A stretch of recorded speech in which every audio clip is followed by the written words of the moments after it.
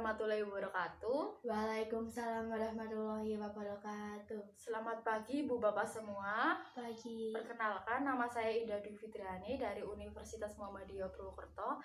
Di sini saya akan melakukan penyuluhan, tepatnya di Kelurahan Bobosan, khususnya untuk warga RT 1 RW 4. Penyuluhan kali ini tentang stroke, karena stroke merupakan penyakit yang menyebabkan kematian, sehingga saya akan menjelaskan tentang apa itu stroke, sehingga Ibu Bapak semua dapat melakukan pencegahan resiko stroke mulai dari sekarang.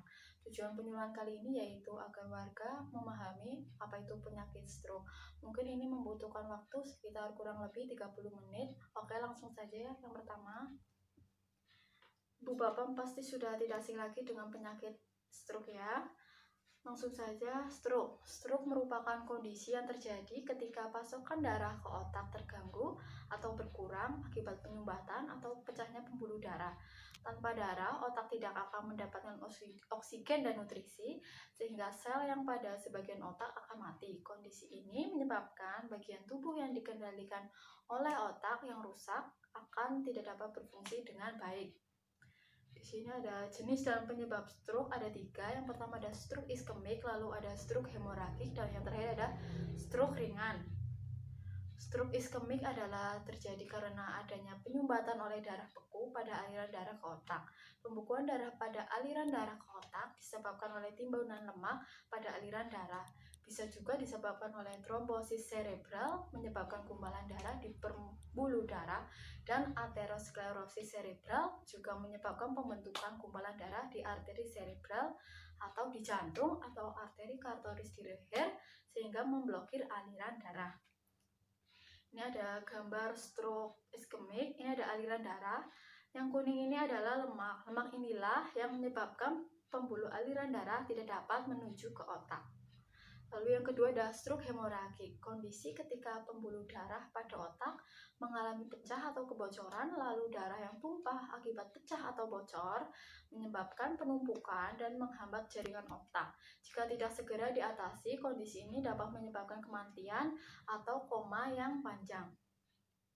Ini ada gambar stroke hemoragik. Jadi ini ada gambar pembuluh darah. Pembuluh darah ini pecah sehingga aliran darah tidak dapat ke otak.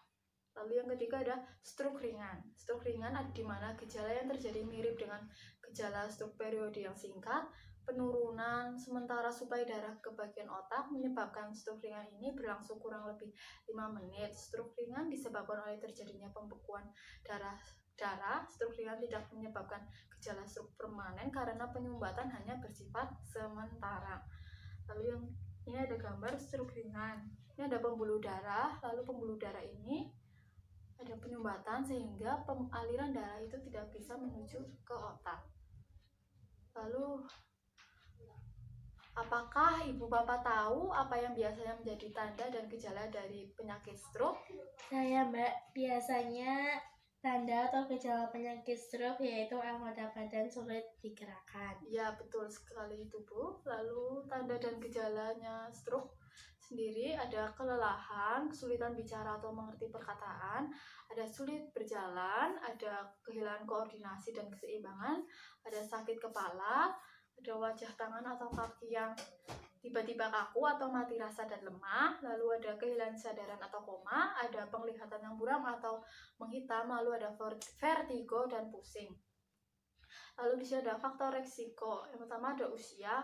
Usia adalah meningkat 2 kali lipat setiap pertambahan usia 10 tahun dari 55 tahun. Yang kedua ada riwayat keluarga. Jika ibu bapak semua memiliki orang tua, kakek nenek atau saudara yang juga mengalami stroke. Lalu yang ketiga ada jenis kelamin. Setiap tahun kejadian stroke pada wanita itu lebih banyak daripada pria. Dan stroke lebih banyak menyebabkan kematian pada wanita daripada pria. Lalu yang keempat ada tingginya tekanan darah. Karena biasanya itu tingginya tekanan darah merupakan faktor pemicu utama yang menyebabkan stroke. Lalu ada pola makan, tinggi lemak jenuh, lemak trans, dan kolesterol meningkatkan kadar kolesterol dalam darah. Makanan yang tinggi garam akan meningkatkan tekanan darah, sedangkan makanan yang tinggi karbohidrat akan meningkatkan kadar gula dalam darah. Lalu yang kedua ada kurangnya aktivitas fisik. Kurangnya aktivitas fisik dapat meningkatkan risiko terjadi hipertensi, kolesterol tinggi, diabetes, dan juga penyakit jantung dan stroke. Lalu yang ketiga ada merokok.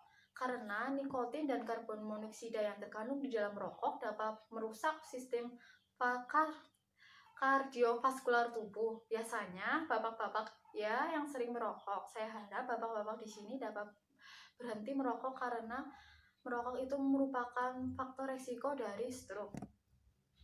Lalu di sini ada pencegahan stroke. Pencegahan stroke yang pertama adalah menjaga pola makan. Makanan yang rendah lemak dan tinggi serat sangat disarankan untuk kesehatan. Hindari konsumsi garam yang berlebihan, lalu makan makanan yang kaya akan lemak, tidak jenuh, protein, vitamin, dan serat. Seluruh nutrisi tersebut bisa diperoleh dari sayur, buah, biji-bijian, dan daging utuh rendah lemak seperti dada ayam tanpa kulit. Lalu yang kedua ada olahraga secara teratur. Dapat membuat jantung dan sistem peredaran darah bekerja lebih efisien. Bisa dilakukan dengan jogging atau lari-larian kecil, lalu latihan kekuatan otot seperti angkat beban, yoga, ataupun push up dan sit up. Lalu ada berhenti merokok, karena rokok dapat mempersempit pembuluh darah dan membuat darah mudah menggumpal. Lalu ada hindari konsumsi minuman beralkohol. Minuman alkohol mengandung kalori yang tinggi. Jika minuman beralkohol dikonsumsi secara berlebihan, maka seseorang akan rentan terhadap berbagai penyakit pemicu stroke dan juga dapat membuat detak jantung menjadi tidak teratur.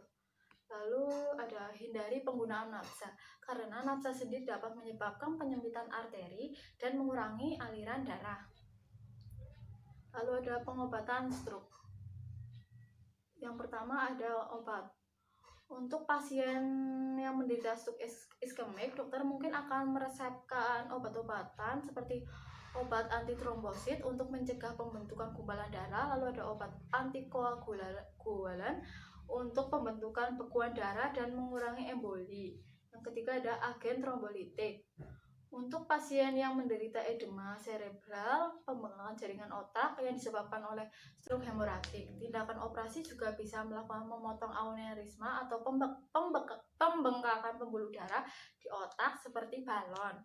Untuk stroke iskemik sendiri, karena kurangnya pasokan darah, tindakan operasi juga bisa dilakukan untuk membuang bagian intima dari arteri karotis untuk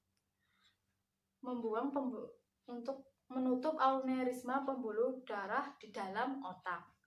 Lalu ada pengobatan stroke. Pengobatannya yaitu terpadu. Pengobatan terpadu di unit stroke akut suatu tim medis terdiri dari sejumlah ahli kesehatan profesional yang memberikan perawatan terhadap stroke akut, perawatan rehabilitasi, terapi fisik, terapi okupasi, terapi bicara, layanan kerja, sosial, medis, dan layanan psikologis, klinis, dan lain-lain untuk mencegah komplikasi dan mempersiapkan pasien untuk menerima perawatan rehabilitasi setelah kondisi pasien stabil.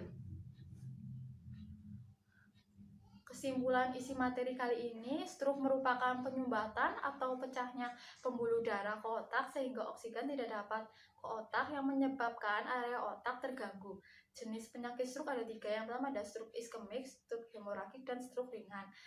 Tanda dan gejala stroke ada pusing, anggota tubuh yang sulit digerakkan, sering pusing, dan lainnya. Ini dapat dicegah melalui pola makan yang sehat, olahraga teratur, hindari alkohol dan nafsa. Lalu pengobatan stroke bisa dilakukan melalui pemberian obat, operasi bedah, dan pengobatan terpadu.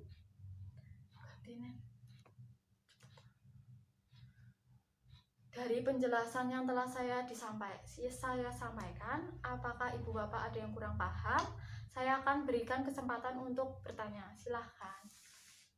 Apakah stroke ringan dapat dilakukan pengobatan?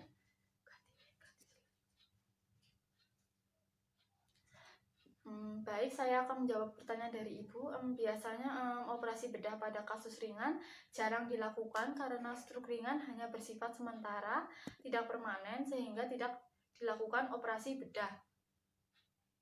Terima kasih kepada ibu bapak semua yang telah meluangkan waktunya untuk menghadiri acara penyuluhan ini. Warga di sini sangat antusias mau mendengarkan dan memperhatikan tentang materi yang saya berikan. Maafkan saya apabila dalam tutur kata saya kurang berkenan. Saya mohon maaf yang sebesar-besarnya. Sekian, wassalamualaikum warahmatullahi wabarakatuh. Waalaikumsalam.